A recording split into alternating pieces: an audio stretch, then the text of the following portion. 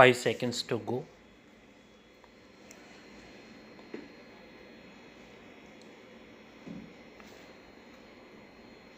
Start.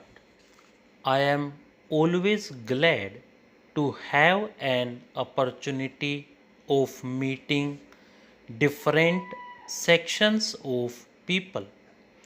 There is no doubt that the business community has played, is playing, and I hope will continue to play an important role.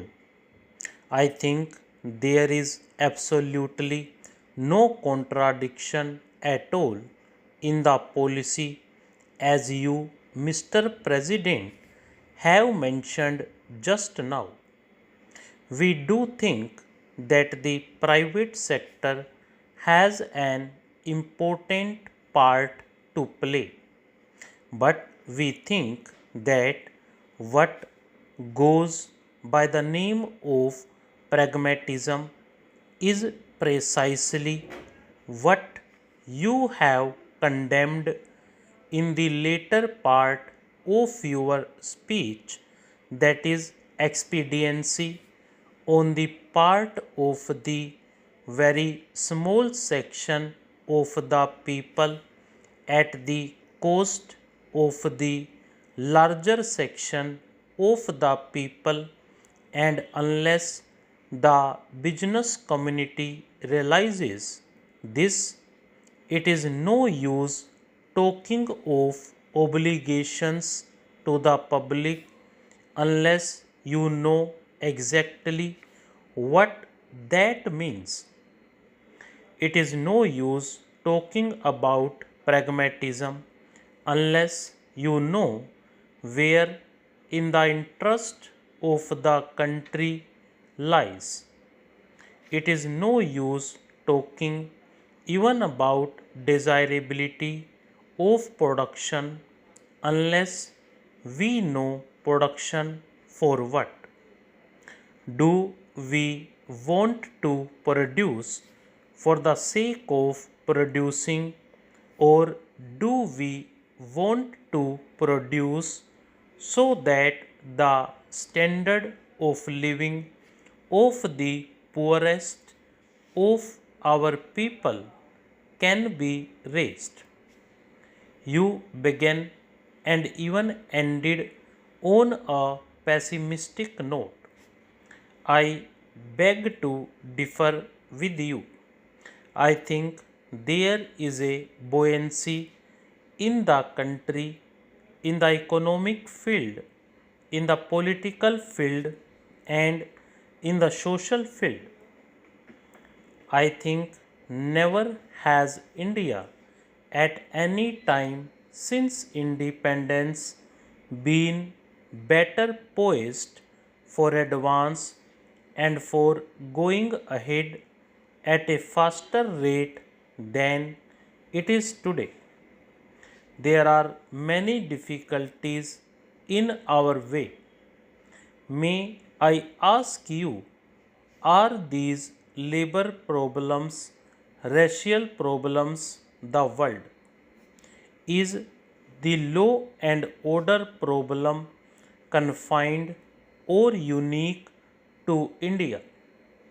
Is it not forced by the United States of America or by any other country which you choose to pick out on the map of the world?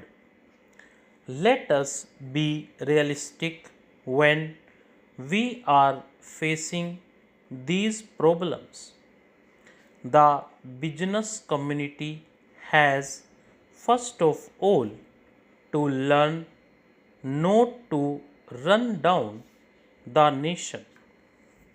You have condemned for running down the private sector. May I ask you to look at the speeches which have been delivered through the years and the number of speeches which I have sat through condemning the public sector.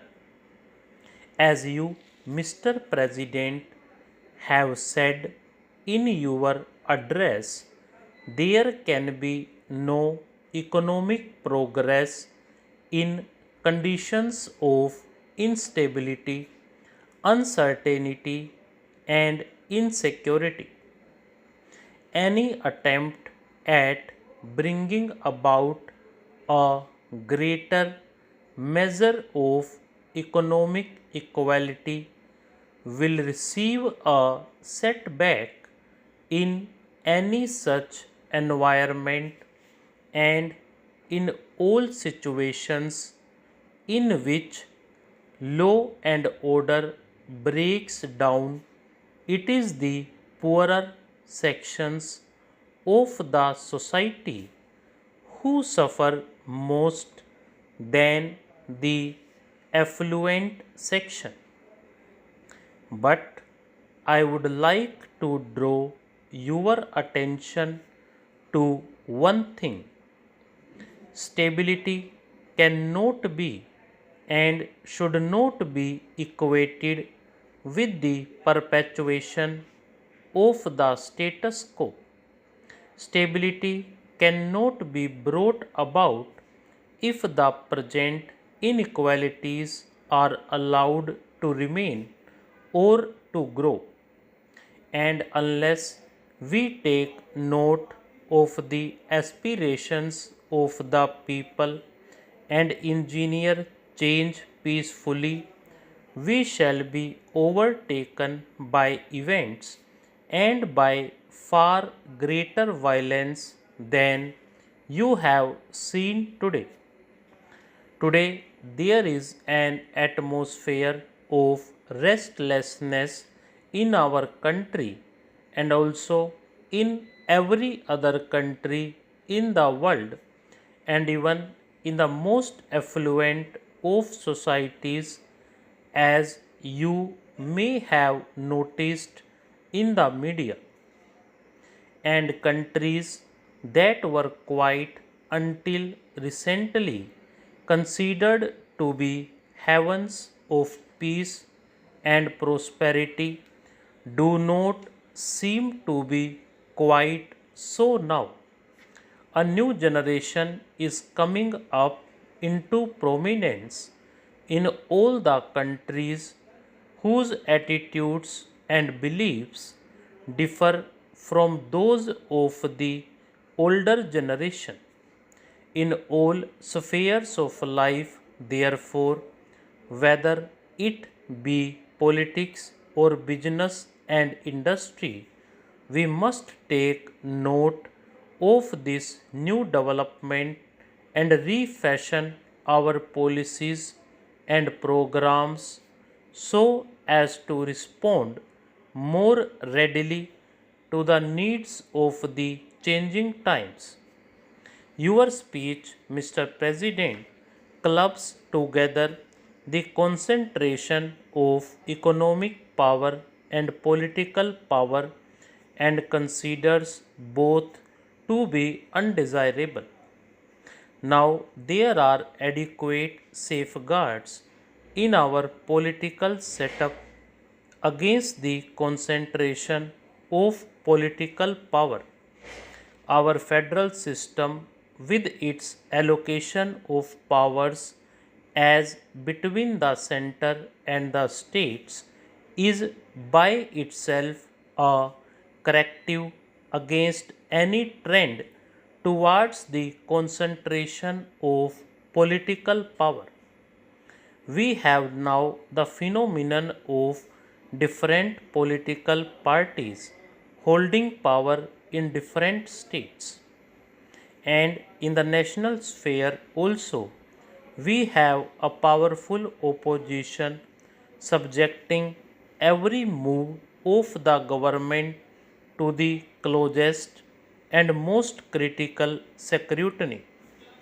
But businessmen should ask themselves frankly whether there are similar correctives against abuses flowing from the concentration of economic power. What action has been taken in our country to build up active organizations of shareholders, consumers, and small businessmen? In the absence of organizations of this nature exercising a countervailing influence against the concentration of economic power, government had to step in, whether it is the nationalization of banks or the monopolies legislation which is now on the anvil. Stop.